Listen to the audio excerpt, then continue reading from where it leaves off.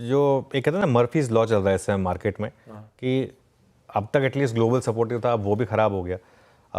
अमेरिकी मार्केट की तेज़ी पर ब्रेक लगाए। पहली बार ऐसा हुआ है कि 2 दिन तक लगातार S&P 500 मतलब गिरा हो, तो 5 से 6 सितंबर को 2 बार ऐसा हुआ था। तो 31 सेशन में 2 बार लगातार हम गिरे नहीं हैं यूएस मार्केट में।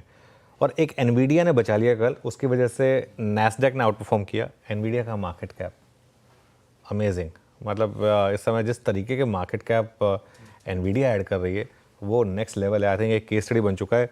कितनी कंट्रीज के मार्केट के पूरे मार्केट कैप से ज़्यादा एक अकेला एनवीडिया का मार्केट कैप है आज की डेट में।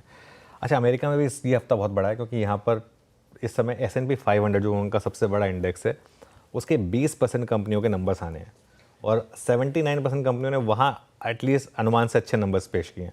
हमारे यहाँ इसका उलट है। तो ठीक है, लेकिन इस साल अगर आप एक ब्लूमबर्ग का सर्वे देखें तो क्या इंपॉर्टेंट चीज़ें हैं जो ये अर्निंग सीजन है। 45% लोग वो मान रहे हैं उसको इम्पॉर्टेंट, 39% यूएस चुनाव को और 16% फेड को तवज्जो दे रहे हैं। आई थिंक नवंबर खत्म होते ही ये यूएस चुनाव तो उड़ ही जाएगा यहाँ से, तो उसके बाद और अर्निंग सीजन भी खत्म हो चुका होगा तो फिर फेड एकदम से सबसे बड़ा ट्रिगर बन जाएगा। लेकिन आशीष, एक गोल्डमैन सैक्स ने एक बहुत बड़ी चेतावनी दी है। उन्होंने उनका ये मानना है कि S&P 500 एक जो बहुत बड़ी तेज़ी हुई है यूएस मार्केट में उसका एक एंड हो रहा है। 10 में से 8 साल में ग्लोबल इंडेक्स को इसने आउट परफॉर्म किया है और अगले 10 साल में S&P 500 से सिर्फ और सिर्फ 3% एनुअलाइज रिटर्न्स के एक्सपेक्टेशन है। यहाँ 3% हफ्ते में नहीं आता तो ट्रेडर्स परेशान हो जाते हैं। वो एक्सपेक्ट करें ना 3% इंडेक्स ना चले हफ्ते में तो लोगों को लगता है क्या हो गया पता नहीं। हम 6% गिरे हैं कुल मिला के लोग, लेकिन लोगों को ऐसा लग रहा है पता नहीं कहीं मातम छा गया हो। लेकिन ये फैक्ट है क्योंकि जब मार्केट इस तरीके से चलता है तो आपको एक्सपेक्टेशन भी उसी तरीके से जाती हैं। तो ये इस समय एक बहुत बड़ा एक व्यू आ रहा है उनका।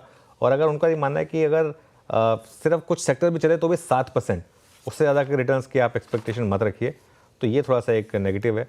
और बचा खुचा काम जो है वो शायद हमारे लिए चीन ख़राब कर दे क्योंकि वहाँ पर अभी भी और जो पैकेज हैं वो आई थिंक कंटिन्यू कर रहे हैं।